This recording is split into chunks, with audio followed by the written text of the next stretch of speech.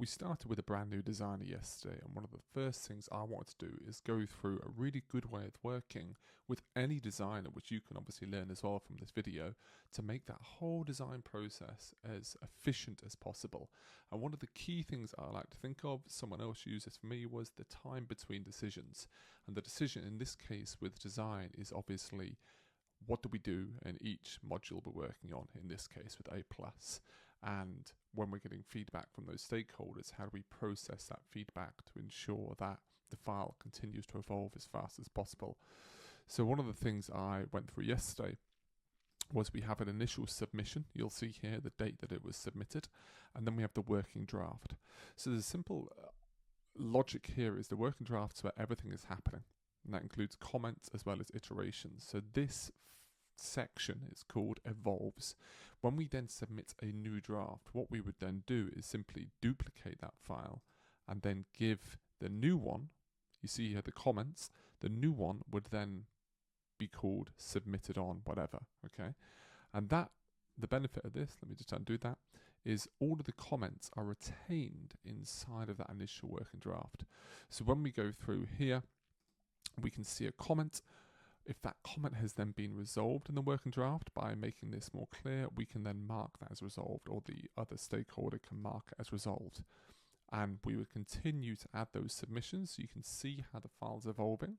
The person we're looking to get feedback from can look back and see how it has changed and see whether or not the comment that they have put in there, the request, the change, the edit, whatever, has been approved or actioned.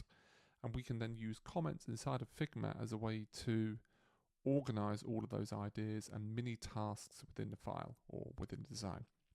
So it's a really, really simple structure. The logic is you make your first design, you duplicate it, and with the duplicated version, the second version, that is what's then locked in as a submission.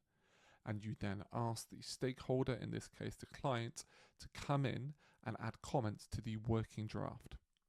And this draft is the one that evolves. If you then have another submission, you would duplicate it. That then gets locked in with a timestamp, and then you continue to accept comments on the working draft.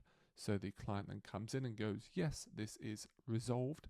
This has been actioned. I am happy. I am signing it off, and you continue. And this is going to roll out. So as we continue to deliver more and more drafts, hopefully as few as possible, the client can see how it's working.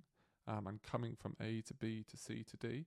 And also all of the communication can happen in one place, rather than having a WhatsApp, a Slack, a Teams message, an email, a video, or a phone conversation where things can get lost because there isn't a transcription. All of the stuff is happening inside of the design file, which is going to make the designer's job that much easier to then come in and start making edits as they see fit. So this is just the first draft that we've done for a new client. As you can see, really good, not too much initial feedback coming in, and we can then come in and start editing. They can then go approved, and we can move on to the next task. I think what I'm going to try and do as this new designer has come on, we're building out these new processes constantly, and I want to share that a little bit more with the audience, so you and your design team, you and your freelancer or in-house person can look to work a bit more effectively. The same premise applies if you're designing in Figma or whatever tool you're choosing. Of this simple little rule of thumb could be really helpful. Let me know if you like the idea of these videos, and I'll keep making more.